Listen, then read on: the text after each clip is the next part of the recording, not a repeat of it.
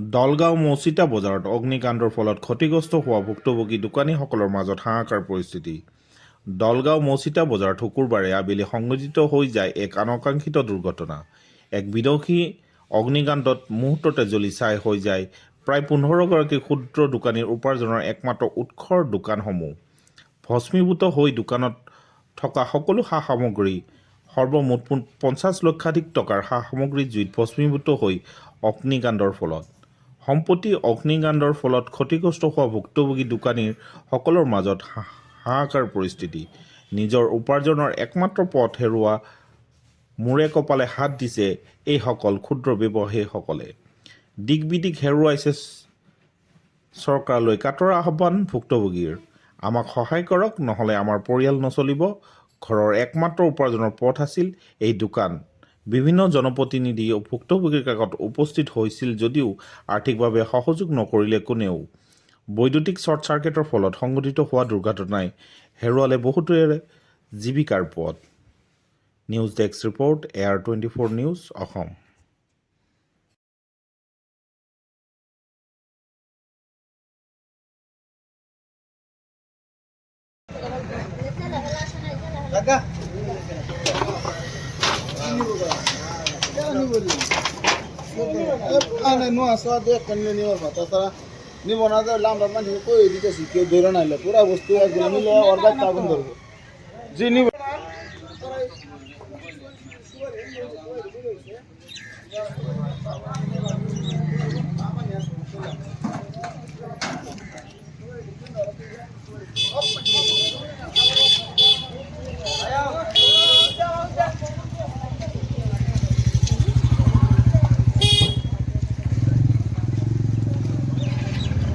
আমাৰ মৌচিতা দৰং জিলাৰ অন্তৰ্গত চামটিলা গাঁও পঞ্চায়তৰ এলেকা মৌচিতা বজাৰত কালি আবেলি 4টামান বজাত ইয়াত বজাৰখনত লাইনৰ পৰা কাৰেণ্টৰ পৰা শ্বৰ্ট চাৰ্কিট হৈ জুই লাগিছিলে।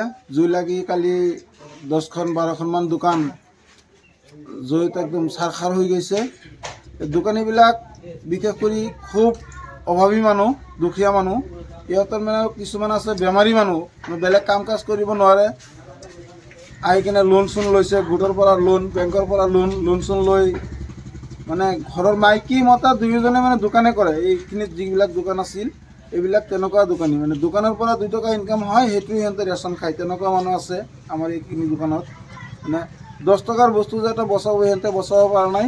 এতিয়া আমি চৰকাৰক এটা আহ্বান জনাওঁ যে ইহঁতৰ যিটো বেংকৰ লোন আছে বা গোটৰ লোন যিবিলাক আছে, লোনখিনি যদি চৰকাৰে মাফ কৰি দিয়ে, এই মানুহখিনিৰ মানে ভৱিষ্যতত জীৱিকা নিৰ্বাহ কৰিবৰ কাৰণে মানে এটা আশা আছে। নহ'লে এই মানুহখিনি মানে জীয়াই নথকাতকৈ নথকাই ভাল, তেনেকুৱা এটা পৰিস্থিতি হৈ গৈছে। গতিকে আমি চৰকাৰৰ ওচৰত এইটোৱে এটা দাবী, যাতে বেংকৰ লোনখিনি যাতে মাফ হয় আৰু এটা কিবা অলপ সহায় সহযোগিতা যদি ইহঁতক কৰে, মানুহখিনি মানে ভৱিষ্যতত জীৱিকা নিৰ্বাহ কৰিব পাৰিব। এইটো আমি চৰকাৰৰ ওচৰত এটা আমাৰ কৰজোৰে এটা দাবী। আমাৰ দোকান কৰি আছোঁ আৰু আমাৰ খেতি বাতি নাই। আমি দোকানৰ পৰা আমি 8-10টা পৰিয়াল চলি আছোঁ। এতিয়া আমাৰ দোকানটো শেষ হৈ গ'ল। এতিয়া মই কেনেকৈ চলিম, সেইকাৰণে মই চৰকাৰৰ কাছত এইটো আবেদন জনাওঁ যে মোক কিবা এটা সহায় যদি কৰে, আমি যাতে পৰিয়াল লৈ পেলাই চলিব পাৰোঁ। কিমান টকাৰ আপোনাৰ লোকচান হৈছে? আছিল আমাৰ 2টা দোকান, এটা ইলেক্ট্ৰনিক মোবাইল দোকান আৰু এটা কসমেটিকৰ দোকান। দুটাত 18-19 হাজাৰ টকা হ'ব। 19,000 নে লাখ? 19 লাখ মান হ'ব আৰু। কোনোবাই কিবা সাহায্য দিছে আপোনালোকক? নাই, একো দিয়া নাই। আমাৰ MLA ছাৰ আহিছিল, তেওঁ একো দিয়া নাই, এনেই মানে চাই গৈছে আৰু একো দিয়া নাই। মণ্ডল বা ADC মণ্ডল আহিছিল, এওঁ লিখি চিখি লৈ গ'ল, একো দিয়া নাই। গতিকে আমি আমাৰ অসম চৰকাৰৰ কাছে এইটো আশা কৰোঁ যে আমাক কিবা যাতে সহায় এটা কৰে।